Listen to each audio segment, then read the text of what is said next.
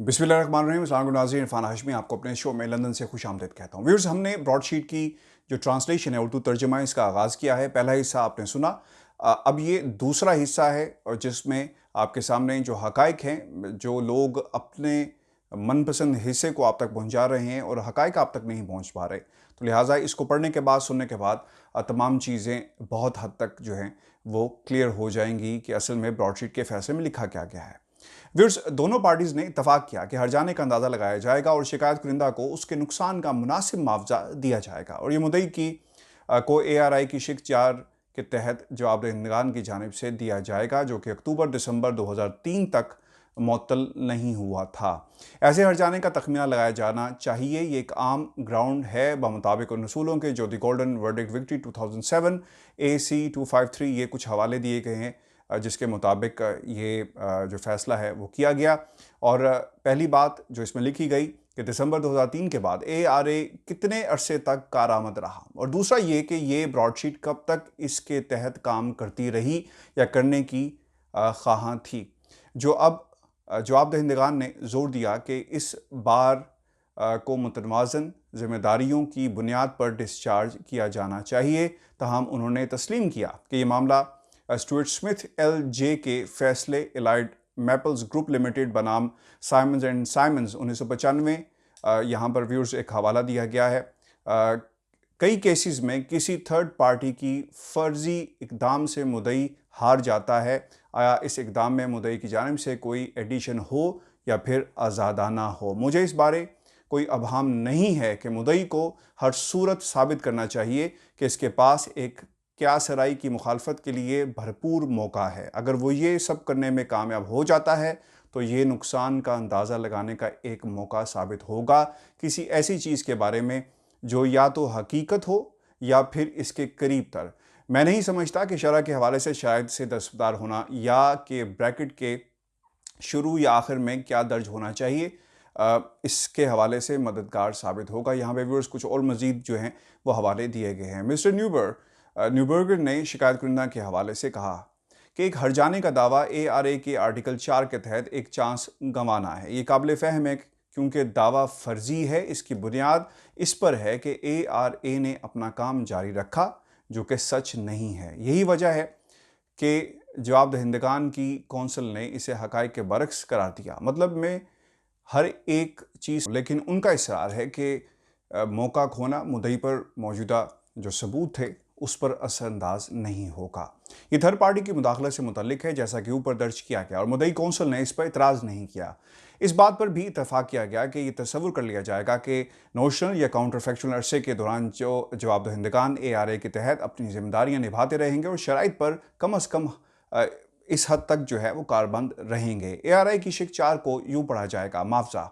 नैब और ब्रॉडशीट ने इत्तफाक किया कि ब्रॉडशीट किसी भी कोशिश के नतीजे में कोई असासे सामने आए या फिर नैब या किसी दूसरे शख्स या शिक 1.2 के तहत किसी से कोई सेटलमेंट के नतीजे में सामने आए तो वो मदरजा बाला तरीक़ाकार के मुताबिक तकसीम होंगे। शकूक व शुबात को दूर करने के लिए रिकवर किए गए असासों के हिस्से शिक 4 में दर्ज हैं और हर इस सेटलमेंट पर लागू होंगे जो नैब और किसी दूसरे रजिस्टर्ड शख्स या दीगर के साथ तय पाएगी और बिना किसी मुदाखलत या मुदाखलत के साथ इस शख्स या दीगर को सेटलमेंट में रजिस्टर्ड किया जाएगा। ब्रॉडशीट मुंतकिल की गई रकम का 20वां हिस्सा यानी 20% और अगर कोई बोनस हुआ तो इसका भी हकदार होगी और चेयरमैन नैब और नैब रिकवर होने वाली मज़कूरा रकम का 80% हासिल करेंगे और अगर कोई बोनस हुआ तो वो भी। बुनियादी पैरामीटर्स लिहाजा जो लिखा गया है, ब्रॉडशीट का इस्तेहकाक है कि वो मदरजा झैल शिकों के तहत मुआवजा हासिल करेगी। वो क्या थी? वो रकम जो रिकवर हुई हो और ट्रांसफ़र के लिए नैब के पास मौजूद हो। ब्रॉडशीट की कोशिश के नतीजे में या सेटलमेंट हो जाने या नैब या फिर इसके अलावा एक रजिस्टर्ड टारगेट में जो लिखा गया वो मैं आपके सामने रख रहा हूँ। और व्यूअर्स, मैं आपके सामने फिर एक दरख्वास्त कर रहा हूँ कि अगर कहीं पे कोई गलती हो तो उसके लिए हम माज़रत चाहते हैं। इस बात पर कोई इख्तलाफ नहीं है कि इस मकसद के लिए मुतल्लिका लोगों की शनाख्त और ऐसी एंटिटीज़ जो कि रजिस्टर्ड टारगेट्स हैं रायत होगी और उसमें इसहाक डार का नाम लिया गया है क्योंकि इनका केस नीचे बयान अलग से किया जाएगा।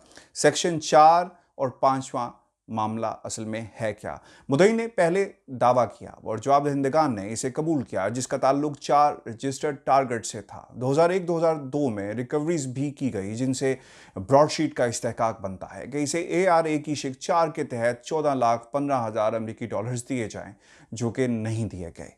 मोदी ने तस्लीम किया कि शिक नंबर 4 के तहत इस रकम के हसूल का वक्त गुजर चुका और यह कि इसका मुतालबा सालसी में भी नहीं किया गया।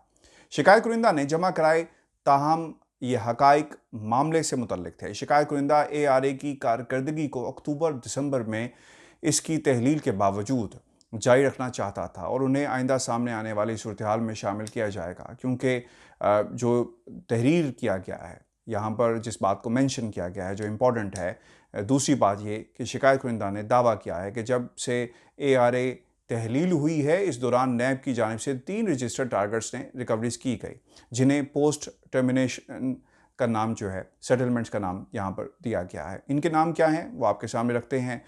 दी Shawn group and sultan Lakhani दावा है 9,80,085.45 अमरीकी डॉलर्स का, जो कि 2004 और 2010 के दरमियान ये दावा जो इसकी तारीख लिखी गई है, और 5,74,929.48 और 2004 में ये बिल्कुल इसी तरह ये दावा किया गया है। फरोजी काजमी दावा है 87,197.96 का 2005। Lieutenant general retired Zahid Ali Akbar दावा है 3,81,629.73 डॉलर्स का, जो कि 2015 में हुआ। ये कुल रकम 20,23,842.62 बनती है। शिकायत कुरिंदा की तीसरी दर्जा बंदी पोटेंशियल पोस्ट टर्मिनेशन सेटलमेंट पर मुश्तमिल है, जिसकी तफसील झैल में है। नंबर 1, आफ्ताब शेरपाव दावा है 7 लाख अमरीकी डॉलर्स। जबील अंसारी दावा है 10 लाख अमरीकी डॉलर्स। आमिर लोधी दावा है 3,47,856.40। दी शरीफ फैमिली दावा है 15,81,50,628 डॉलर और यहाँ पर मुख्तलिफ तारीखों का हवाला दिया गया। इसाक डार दावा है 6,05,329 और सैफुर रहमान और मुजीबुर रहमान 10 करोड़ डॉलर्स का दावा किया गया है। मुरजा बाला अदालत शुमार ज़मीमा नंबर 8 से लिए गए हैं, जो शिकायत कुरिंदा की जानिब से दाखिल की गई दस्तावेज़ात में शामिल थे। दावे की गई मजमूई रकम 26 करोड़ 82,27,656.2 बनती है, जिस पर डिस्काउंट भी यहाँ पर इसका मेंशन किया गया है। ये 16 करोड़ 14,55,957 अमरीकी डॉलर्स है, यानी शरीफ ख़ानदान और इसहाक डार से मुतल्लिक है दोनों, और इस पर यहाँ पर बाहम मुंसलिक है, यानी इन्हें इसके साथ अटैच किया गया है। और एक इजाफी 10 करोड़ अमरीकी डॉलर्स सैफुर रहमान और मुजीबुर रहमान से मुंसलिक हैं। इनके अलावा बाकी कुल रकम 4,72,038.2 डॉलर्स बनती है। सेटलमेंट में शामिल जो रकम थी, इसके अलावा यहाँ पर जो लिखा गया है कि कुल रकम 60,95,880.64 अमरीकी डॉलर्स बनती हैं। और इशू नंबर 1 जिसका यहाँ पर हवाला दिया गया है, जवाबदहिंदगान का कहना है कि उनके सॉलिसिटर्स ने 28 अक्टूबर 2003 को ख़त के ज़रिए आर्टिकल 4.18 के ज़रिए ARA की तहलील का नोटिस दिया, जो कि 30 रोज़ के बाद से नाफिजुल अमल हुआ। मुतबाबिल के तौर पर ARA ने कारकर्दगी जारी रखी या बहाल कर ली। उन्हें फ़ौरी तौर पर आर्टिकल 4.18 के तहत जो नाफिजुल अमल होने वाले नोटिस जारी किया गया। दूसरी सूरत में ARA की परफॉर्मेंस दिसंबर 2003 के बाद जारी नहीं रही। रूलिंग आर्टिकल 18 से बाहमी मुआहदे, सब क्लॉज 18 या ब्रॉडशीट क्लॉज 3.18 या फिर नैब क्लॉज 4.18 एक तहरीरी नोटिस के ज़रिए नोटिस वसूल हुए 30 रोज़ बाद ARA को तहलील कर सकते हैं। आर्टिकल 5.18 और 5.18 नोटिस बराए तहलील इन अफराद या एंटिटीज़ पर अप्लाई नहीं होगा जिन्हें ब्रॉडशीट की जानिब से ज़वाबित की पैरवी करते हुए रजिस्टर्ड किया गया हो। इस तनाजुर में ब्रॉडशीट को इजाज़त दी जाएगी कि वो असासों को रिकवर करने की अपनी कोशिश जारी रखे और इन अफराद या एंटिटीज़ पर ARA की तहलील का कोई असर नहीं होगा। मुआहदा बरकरार और नाफिजुल अमल रहेगा। जवाबदहिंदगान की सॉलिसिटर्स की जानिब से 28 अक्टूबर 2003 को ब्रॉडशीट को लिखे गए ख़त में लाइबिलिटी अवार्ड से मुतल्लिक शराइत तय की गई थी। जवाबदहिंदगान ने यह नहीं बताया कि इसमें एक कॉन्ट्रैक्ट को मनसूख करने वाला नोटिस भी शामिल है, जैसा कि मैं उनके जमा कराए गए बयान को समझता हूँ। उनका कहना है कि उनका ARA का मज़ीद या पाबंद रहने का इरादा बिल्कुल वाज़ेह था कि वो इसे ब्रॉडशीट की मुबैना तरदीद के बावजूद फौरी तौर पर तहलील करने की कोशिश में नाकाम हो चुके थे। ये फ़र्ज़ कर लिया जाए कि ARA की तहलील का एक मुज़म्मिर नोटिस जारी किया गया जो कि 30 दिन बाद नाफिज़ुल अमल होना था। मैं समझता हूँ कि इस बयान को कबूल किया जा सकता है। ये ख़त बैनुल फ़रीक़ैन तबादला ख़याल में कमी के बाद भेजा गया, जिसके दौरान जवाब दहिंदगान ने लंदन की एक नुमाया फ़र्म के सॉलिसिटर से मुशावरत की जो बैनुल-अक़वामी और कमर्शियल क़वानीन में महारत रखते थे। उन्होंने ये ख़त उनकी अपनी तरफ से लिखा। ख़त में कहा गया है कि वो इसे दोबारा दोहराएंगे। पहली बात यह कि ARA को इसके आगाज़ में उन बुनियादों पर तहलील किया गया जो जवाब दहिंदगान की इब्तदाई कॉन्ट्रैक्ट और गलत नुमाइंदगी के ज़रिए दस्तखत करने के लिए हौसला अफजाई की गई और ये सब ब्रॉडशीट ने या इसकी जानिब से तैयार किया गया। मुतबादिल के तौर पर ARA को फौरी तौर पर मुअत्तल कर दिया गया इन बुनियादों पर जो ब्रॉडशीट अक्टूबर 2003 में मुआहदे की बुनियादी शराइत की पाबंद थी। अगर इन दोनों दावों का जवाब पेश किया जा सकता है तो जवाब दहिंदगान फौरी तौर पर ARA का पाबंदी से मुस्तस्ना होते हैं। ख़त में ऐसी कोई बात नहीं जिसके बारे में अब कहा जा रहा है वो एक मुतबादिल है और इस पर मुतज़ाद ये है कि जवाब दहिंदगान ARA को तहलील करने के लिए आर्टिकल 4.18 के तहत 30 रोज़ नोटिस के हक़ पर भी मुनहसर है। मेरा फ़ैसला ये है कि ख़त को इस तरह नहीं समझा जा सकता। जवाब दहिंदगान का जमा कराया गया मुतबादिल बयान ये है कि अगर ARA काउंटर फैक्चुअल के बावजूद अपनी कारकर्दगी दिखाती रही है तो ये नुकसान का तखमीना लगाने से मुतल्लिक है। इल्ज़ाम अलैन ने आर्टिकल 4.18 के तहत ARA की मनसूखी के लिए 30 रोज़ कबल नोटिस जारी करने का मौका हासिल कर लिया, जिसके नतीजे में ARA की तहलील में मज़ीद 30 रोज़ मिल गए। लेकिन आर्टिकल 5.18 में कहा गया है कि वो एक टर्मिनेशन नोटिस और 30 दिन की मियाद के हक़ में नहीं। ARA शख्सी और रजिस्टर्ड एंटिटीज़ के साथ इन शराइत के तहत काम करती रही जो मुआहदे के तहत इसे ये बरकरार रखने का मौका देते थे। आर्टिकल 5.18 इस हवाले से झैल में मज़ीद सेक्शन 6 का पैराग्राफ नंबर 9.6 देखना बहुत ही ज़रूरी है। मैंने जवाब दहिंदगान की कौंसल से इस्तफसार किया कि इल्ज़ाम अलैन 28 अक्टूबर 2003 को लिखे गए ख़त में शायद तहलील से मुतल्लिक एक मुतबादिल नोट देने में नाकाम रहे हैं। अगर इनका इरादा मुतबादिल के हवाले से इससे मज़ीद किसी किस्म के फ़राइज़ से बचना है, अगर ज़रूरी है तो शराइत और ज़वाबित आर्टिकल 18 में तय कर दी गई हैं। वो कोई हल पेश नहीं कर सके और मेरे सामने एक ही आया और वो ये है कि जवाब दहिंदगान जानते थे कि जब ख़त भेजा गया तो नोटिस ARA के तमाम मकासद को इख्तिताम पज़ीर नहीं कर सका और ये कि वो मुमकिना तौर पर ब्रॉडशीट के लिए मुस्तकबिल में मौजूदा रजिस्टर्ड टारगेट से होने वाली रिकवरीज के भी जिम्मेदार रहेंगे। इससे अंदाज़ा लगाया जा सकता है कि उन्होंने कानूनी मशावरत हासिल की कि वो आर्टिकल 4.18 के तहत टर्मिनेशन का नोटिस देना भूल गए जो कि ARA मुआहदे की मनसूखी के लिए तयशुदा था और जब शवाहिद मेरे सामने आए तो मुझे पता चला। इस हवाले से जज ने व्यूअर्स से अपने फैसले में लिखा है कि जो नोटिस देना था वो नहीं दिया गया। दूसरा और तीसरा जवाब दहिंदगान का दावा है कि ARA को 2 अप्रैल 2007 में या इससे पहले मनसूख किया गया था जब ब्रॉडशीट IOM अदालत के हुक्म पर तहलील हुई थी। चुनाचा ब्रॉडशीट का रिकवरीज के हवाले से दावा वक्त से पहले किया गया। रूलिंग सच ये है कि ब्रॉडशीट ने IOM कंपनी के तौर पर अपनी मौजूदगी जारी रखी जबकि मिस्टर जेम्स इसके चेयरमैन और दीगर अमूर के मैनेजर लिक्विडेशन रहे और अप्रैल 2007 में ये तहलील कर दी गई। हक़ाइक़ को जांचने की इंक्वायरी का मकसद नुकसानात का तखमीना लगाना था कि आया ब्रॉडशीट ने ARA को जारी रखा और जनवरी 2004 के बाद भी इसे फ़ायदा उठाया इस मफरूज़े पर कि जवाब दहिंदगान इसके तहत कम अज़ कम अपनी ज़िम्मेदारियाँ निभाते रहे। अगर ये साबित हो गया और मैं ये नहीं समझा कि 2007 में इसकी तहलील का हक़ाइक़ की जांच के लिए की गई इंक्वायरी से क्या ताल्लुक़ है। अगर सवाल को दोबारा दोहराया जाए, अगर इल्ज़ाम अलैन ने रकम अदा कर दी जिसे वो अब तस्लीम करते हैं वो 2001-2002 के आर्टिकल 4 के तहत वाजिब अदा हैं। क्या ब्रॉडशीट 2007 में कभी तहलील नहीं हुई थी? ये वाज़ेह है कि 2007 में बताए गए हालात और हकीकी जो हक़ाइक़ थे इस पर मुशाबहत नहीं रखते। सातवां मामला, जवाबदेहिगान का दावा है कि ब्रॉडशीट ये साबित करने में नाकाम हो गई कि वो इस बात के लिए तैयार थी या ख्वाहिशमंद थी या इस काबिल थी कि इसे दिसंबर 2003 में ख़त्म ना किया जाता तो वो अपनी परफॉर्मेंस जारी रखती। फैसला, जवाबदेहिगान ठीक कह रहे हैं। दिसंबर 2003 में एआरआई की परेशान कुन तहलील के फौरी बाद ब्रॉडशीट मिस्टर जेम्स के ज़ेर इंतज़ाम रही, जो कि बज़ाहिर पहले से ही एआरआई में दिलचस्पी नहीं रखते थे और इसकी मज़ीद कारकर्दगी की खां नहीं थी। मज़ीद ये कि जब इसके जर्सी के वकला, जिन्होंने 29,000 पाउंड्स की मामूली रकम के केस के लिए जर्सी अदालत में अपनी गैर मामूली फ़ीस का केस किया, जिसका एक अमूमी फ़ैसला सामने आया, ने फरवरी 2005 में आयल ऑफ मैन में इख्तितामी पटिशन दायर की और इसका उन्होंने कोई दिफा नहीं किया। अगरचा 2002-2003 के इवेंट्स जब जवाबदेहिगान की एआरआई में अपनी कारकर्दगी महदूद थी और ख़ास तौर पर वो अपनी जिम्मेदारियों से कतराते थे। एआरआई की आर्टिकल 4 के तहत ब्रॉडशीट को पाकिस्तान में रिकवर होने वाले असासों में 20% रायत दी जाए।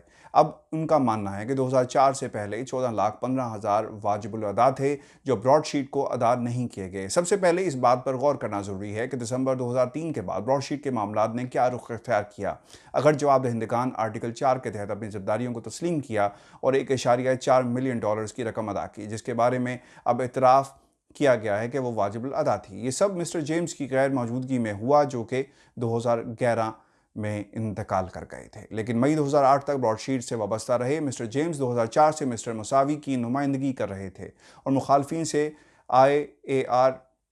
एआरआई और ब्रॉडशीट दोनों के खिलाफ किए गए दावों की पैरवी कर रहे थे। अप्रैल 2007 में उन्होंने मिस्टर सूफी की नुमाइंदगी की ताकि वो एआरए और ब्रॉडशीट आईओएम की जानिब से दावे और मुतल्लिक इससे जो है वो बातचीत कर सकें। और इसी तरह हाल ही में तश्कील दी गई ब्रॉडशीट को कोलोराडो से मुतल्लिक भी, जिन्हें उन्होंने ब्रॉडशीट आईओएम की री इनकॉर्पोरेशन करार दिया, इसका हवाला लाइबिलिटी वार्ड में दिया गया है। 20 मई 2008 को होने वाले सेटलमेंट मुआहदे के तहत रिस्पोंडेंट ने मजमूई तौर पर $15 लाख मिस्टर जेम्स के ज़ेर कंट्रोल कंपनियों को अदा किए। इस बात के बरह रास्त कोई शवाहिद नहीं मिले कि सेटलमेंट मुआहदे पर रिस्पोंडेंट की जानिब से किए गए दस्तखत किसी के हैं।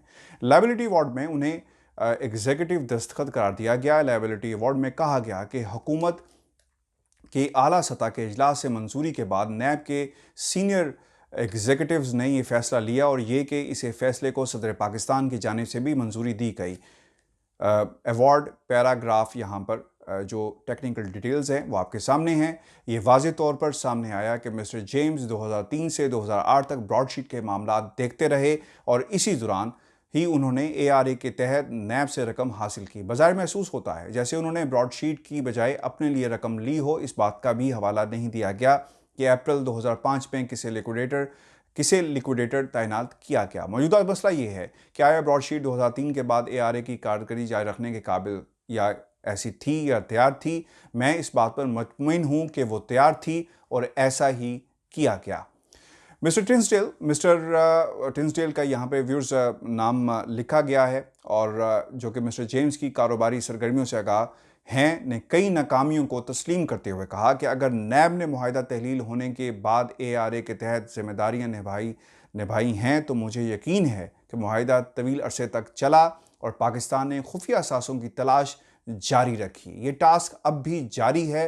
उन्होंने कहा कि ब्रॉडशीट पाकिस्तान के लिए असासों की तलाश की ख्वाहिश और काबिलियत दोनों रखती है। He added, for its parts, broadsheet had both the desire and the capability necessary to successfully recover assets and for Pakistan, in his view, NAB had starved broadsheet of the information and funds needed to succeed. उन्होंने जोर दिया कि broadsheet ने अपने बलबोते पर अमरीकी महकमा इंसाफ तक रसाई हासिल की, जिसके नतीजे में वो एडमिरल हक से $7.5 मिलियन की रिकवरी करने में कामयाब रही। इसने बेलिविक ऑफ जर्सी के आला हुकाम से भी अच्छे ताल्लुकात कायम किए जो मुस्तकबिल में भी इसके काम आए। मिस्टर जेम्स ने 2003 के बाद के नाकाम मंसूबों से मुतल्लिक इस्तफसार पर उन्होंने कहा कि वो जानते हैं कि जेरी जेम्स को बाकायदा अदायगी की जाती रही, लेकिन ये नहीं जानते कैसे। रिस्पोंडेंट ने 2 गवाहों पर इन्हिसार किया। पहले तारिक फवाद मलिक हैं, जिनका बयान बिना किसी जरा के जमा हुआ, जबकि दूसरे तलत घुम्मन थे जिन पर जरा की गई। मिस्टर मलिक एक आज़ाद ताजिर हैं जो ब्रॉडशीट से इसके एक कंसल्टेंट और पाकिस्तान में ब्रॉडशीट के नुमाइंदे के तौर पर वाबस्ता हुए। उन्होंने कहा कि उन्हें अबहाम थे, हत्ता कि 2020 में भी ब्रॉडशीट एआरए के तहत अपनी जिम्मेदारियां निभा सकती है, जब इसके साथ कई अहदाफ मुकर्रर थे और ये कि 2003 में मिस्टर जेम्स इस तरह सामने आए कि वो इसमें दिलचस्पी ख़त्म कर चुके। व्यूअर्स, और एक वक्त ऐसा भी आया कि मिस्टर मलिक को मकामी स्टाफ को अदायगियां करनी पड़ी, ताहम उन्होंने कहा कि बाद में मिस्टर जेम्स ने उन्हें रकम वापस कर दी। मिस्टर घुमन ने लाइबिलिटी की समाअत के वक्त गवाही दी और उन्हें क्वांटम समाअत के मौके पर दोबारा बुलाया गया। उन्होंने 2004 में नैब को छोड़ दिया और उस वक्त से दुबई से ताल्लुक़ रखने वाली प्राइवेट सिक्योरिटी इंडस्ट्री से वाबस्ता हैं। वो मिस्टर टिसडेल के इन्फोर्समेंट मॉडल और उसके गैर मुल्की हुकूमत के साथ ताल्लुकात के नाकिद थे। इसके बावजूद मैंने मिस्टर टिसडेल की गवाही को मंजूर किया है और ये साबित हुआ कि ARA दिसंबर 2003 के बाद भी जारी रहा और ब्रॉडशीट कम से कम 2008 तक अपनी कारकर्दगी जारी रखने की काबिल थी या कम से कम ख़्वाह थी। अगर नैब ने अदायगी की है तो वो ARA की शिक नंबर 4 के मुताबिक है। रिस्पोंडेंट के लिए गवाही देने वाले माहिरीन की राय के मुताबिक ब्रॉडशीट की सालाना रकम $1.4 मिलियन से ज़्यादा बनती है, जो कि ब्रॉडशीट के लिए गैर मुतनासिब नहीं थी और इस अरसे में हासिल किए गए मुंदरजा बाला तहक़ीक़ात का यहाँ पर तज़किरा किया गया है।